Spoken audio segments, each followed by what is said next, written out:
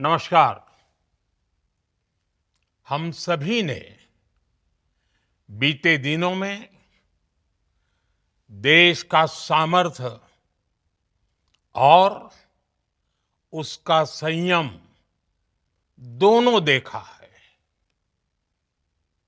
मैं सबसे पहले भारत की पराक्रमी सेनाओं को, सशस्त्र बलों को, हमारी खुफिया एजेंसियों को, हमारे वैज्ञानिकों को,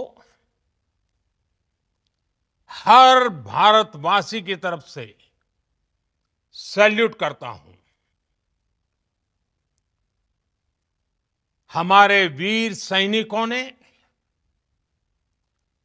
ऑपरेशन सिंदूर के लक्ष्यों की प्राप्ति के लिए असीम शौर्य का प्रदर्शन किया। मैं उनकी वीरता को, उनके साहस को, उनके पराक्रम को आज समर्पित करता हूं हमारे देश की हर माता को, देश की हर बहन को और देश की हर बेटी को ये पराक्रम समर्पित करता हूं।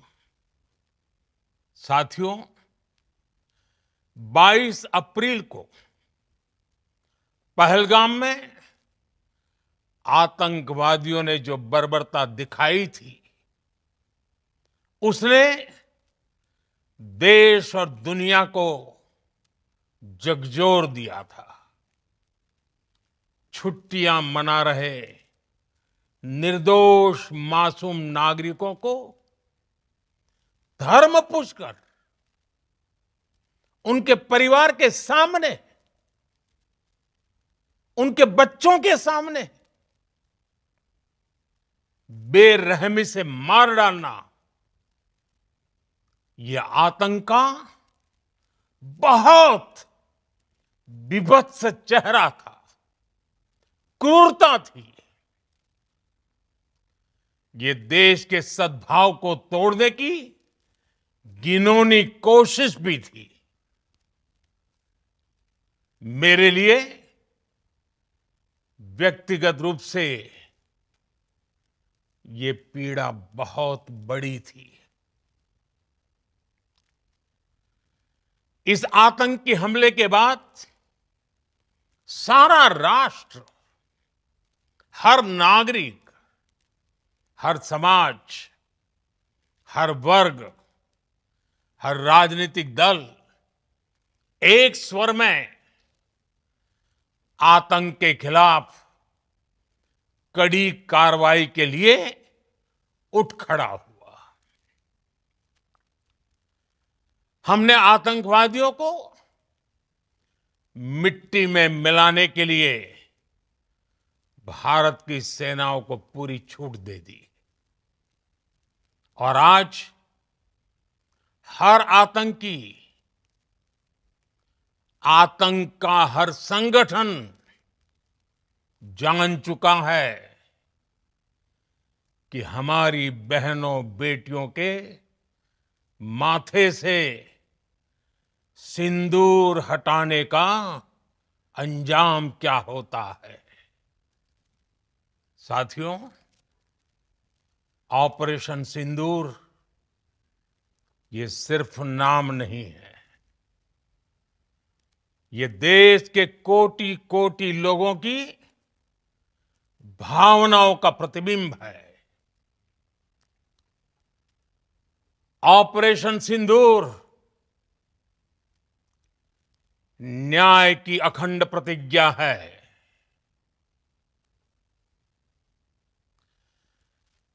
6 मई की देर रात, 7 मई की सुबह पूरी दुनिया ने इस प्रतिज्ञा को परिणाम में बदलते देखा है। भारत की सेनाओं ने पाकिस्तान में आतंक के ठिकानों पर, उनके ट्रेनिंग सेंटर्स पर सटीक प्रहार किया। आतंकियों ने सपने में भी नहीं सोचा था कि भारत इतना बड़ा फैसला ले सकता है। लेकिन जब देश एकजुट होता है, नेशन फर्स्ट की भावना से भरा होता है, राष्ट्र सर्वोपरि होता है, तो फौलादी फैसले लिए जाते हैं, परिणाम लाकर दिखाए जाते हैं। जब पाकिस्तान में आतंक के अड्डों पर भारत की मिसाइलों ने हमला बोला, भारत के ड्रोन्स ने हमला बोला, तो आतंकी संगठनों की इमारतें नहीं, बल्कि उनका हौसला भी थर्रा गया। बहावलपुर और मुरिद के जैसे आतंकी ठिकाने एक प्रकार से ग्लोबल टेररिज्म की यूनिवर्सिटीज रही है। दुनिया में कहीं पर भी जो बड़े आतंकी हमले हुए हैं, चाहे 9/11 हो, चाहे लंदन ट्यूब बॉम्बिंग हो, या भारत में दशकों से जो बड़े बड़े आतंकी हमले हुए हैं, उन सब के तार कहीं ना कहीं आतंक के इन्हीं ठिकानों से जुड़ते रहे हैं। आतंकियों ने हमारी बहनों का सिंदूर उजाड़ा था, इसलिए भारत ने आतंक के ये हेडक्वार्टर्स उजाड़ दिए। भारत के इन हमलों में 100 से अधिक खूंखार आतंकवादियों को मौत के घाट उतारा गया है। आतंक के बहुत सारे आका बीते 2.5-3 दशकों से खुलेआम पाकिस्तान में घूम रहे थे, जो भारत के खिलाफ साजिशें करते थे। उन्हें भारत ने एक झटके में खत्म कर दिया। साथियों, भारत की इस कार्रवाई से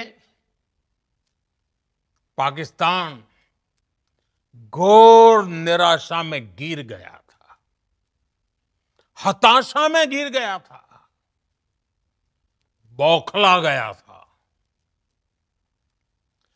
और इसी बौखलाहट में उसने एक और दुस्साहस किया। आतंक पर भारत की कार्रवाई का साथ देने के बजाय पाकिस्तान ने भारत पर ही हमला करना शुरू कर दिया। पाकिस्तान ने हमारे स्कूलों, कॉलेजों को, गुरुद्वारों को, मंदिरों को, सामान्य नागरिकों के घरों को निशाना बनाया। पाकिस्तान ने हमारे सैन्य ठिकानों को निशाना बनाया। लेकिन इसमें भी पाकिस्तान खुद बेनकाब हो गया। दुनिया ने देखा कि कैसे पाकिस्तान के ड्रोन्स, पाकिस्तान की मिसाइलें भारत के सामने तिनके की तरह बिखर गई। भारत के सशक्त एयर डिफेंस सिस्टम ने उन्हें आसमान में ही नष्ट कर दिया। पाकिस्तान की तैयारी सीमा पर वार की थी, लेकिन भारत ने पाकिस्तान के सीने पर वार कर दिया। भारत के ड्रोन्स, भारत की मिसाइलों ने सटीकता के साथ हमला किया। पाकिस्तानी वायुसेना के उन एयरबेस को नुकसान पहुंचाया, जिस पर पाकिस्तान को बहुत घमंड था। भारत ने पहले 3 दिनों में ही पाकिस्तान को इतना तबाह कर दिया जिसका उसे अंदाजा भी नहीं था। इसलिए भारत की आक्रामक कार्रवाई के बाद पाकिस्तान बचने के रास्ते खोजने लगा। पाकिस्तान दुनिया भर में तनाव कम करने के लिए गुहार लगा रहा था और बुरी तरह पीटने के बाद इसी मजबूरी में 10 मई की दोपहर को पाकिस्तानी सेना ने हमारे डीजीएमओ को संपर्क किया। तब तक हम आतंकवाद के इंफ्रास्ट्रक्चर को बड़े पैमाने पर तबाह कर चुके थे। आतंकियों को मौत के घाट उतार दिया गया था। पाकिस्तान के सीने में बसाए गए आतंक के अड्डों को हमने खंडहर बना दिया था। इसलिए जब पाकिस्तान की तरफ से गुहार लगाई गई, पाकिस्तान की तरफ से जब ये कहा गया कि उसकी ओर से आगे कोई आतंकी गतिविधि और सैन्य दुस्साहस नहीं दिखाया जाएगा, तो भारत ने भी उस पर विचार किया। और मैं फिर दोहरा रहा हूं, हमने पाकिस्तान के आतंकी और सैन्य ठिकानों पर अपनी जवाबी कार्रवाई को अभी सिर्फ स्थगित किया है।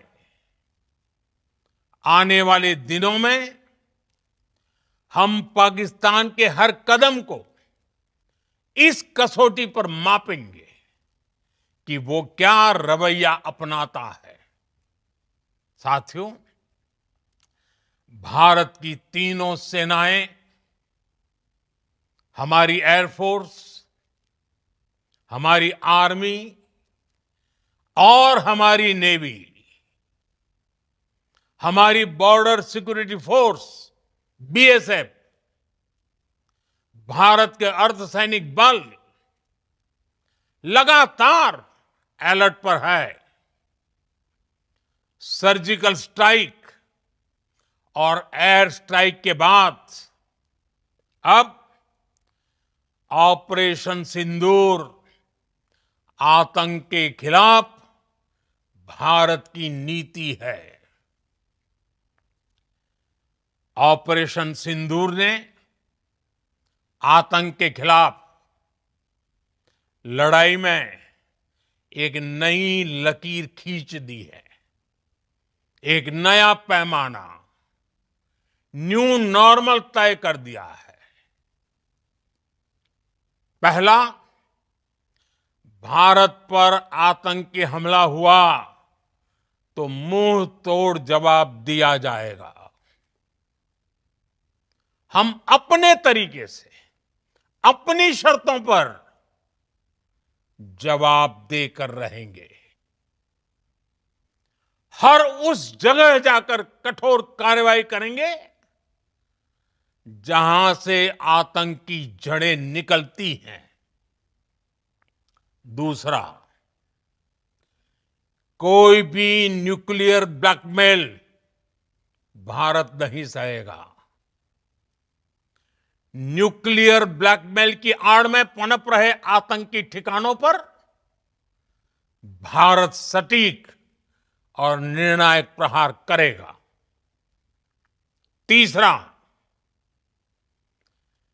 हम आतंक की सरपरस्त सरकार और आतंक के आकाओं को अलग अलग नहीं देखेंगे।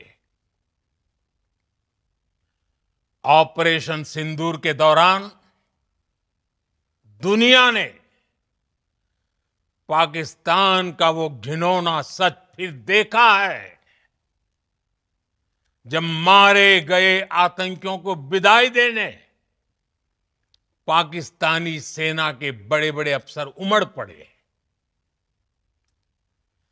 स्टेट स्पॉन्सर्ड टेररिज्म का ये बहुत बड़ा सबूत है।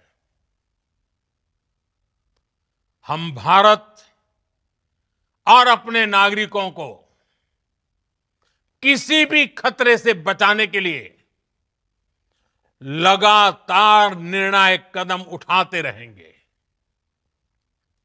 साथियों, युद्ध के मैदान पर हमने हर बार पाकिस्तान को धूल चटाई है और इस बार ऑपरेशन सिंदूर ने नया आयाम जोड़ा है। हमने रेगिस्तानों और पहाड़ों में अपनी क्षमता का शानदार प्रदर्शन किया और साथ ही न्यू एज वॉरफेयर में भी अपनी श्रेष्ठता सिद्ध की। इस ऑपरेशन के दौरान हमारे मेड इन इंडिया हथियारों की प्रामाणिकता सिद्ध हुई। आज दुनिया देख रही है 21वीं सदी के वॉरफेयर में made in India defence equipments, इसका समय आ चुका है। साथियों, हर प्रकार के आतंकवाद के खिलाफ हम सभी का एकजुट रहना हमारी एकता, हमारी सबसे बड़ी शक्ति है। निश्चित तौर पर ये युग युद्ध का नहीं है, लेकिन ये युग आतंकवाद का भी नहीं है।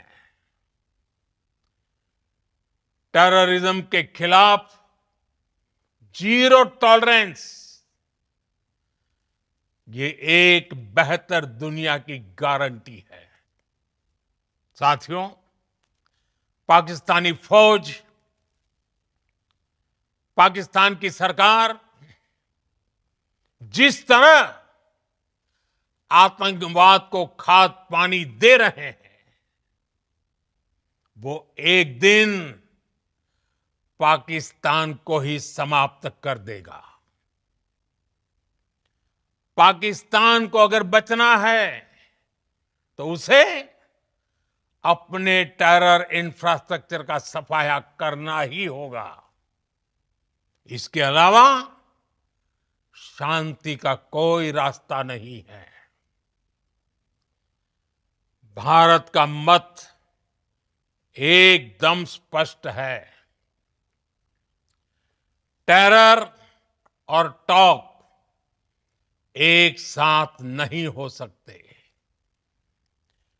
टेरर और ट्रेड एक साथ नहीं चल सकते और पानी और खून भी एक साथ नहीं बह सकता। मैं आज विश्व समुदाय को भी कहूंगा, हमारी घोषित नीति रही है अगर पाकिस्तान से बात होगी तो टेररिज्म पर ही होगी। अगर पाकिस्तान से बात होगी तो पाक ऑक्युपाइड कश्मीर पीओके उस पर ही होगी। प्रिय देशवासियों, आज बुद्ध पूर्णिमा है। भगवान बुद्ध ने हमें शांति का रास्ता दिखाया है। शांति का मार्ग भी शक्ति से होकर जाता है। मानवता शांति और समृद्धि की तरफ बढ़े, हर भारतीय शांति से जी सके, विकसित भारत के सपने को पूरा कर सके, इसके लिए भारत का शक्तिशाली होना बहुत जरूरी है। और आवश्यकता पड़ने पर इस शक्ति का इस्तेमाल भी जरूरी है। और पिछले कुछ दिनों में भारत ने यही किया है।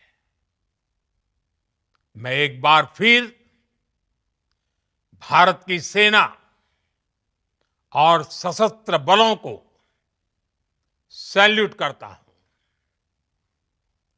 हम भारतवासी के हौसले, हर भारतवासी का एकजुटता का शपथ, संकल्प, मैं उसे नमन करता हूं। बहुत बहुत धन्यवाद। भारत माता की जय।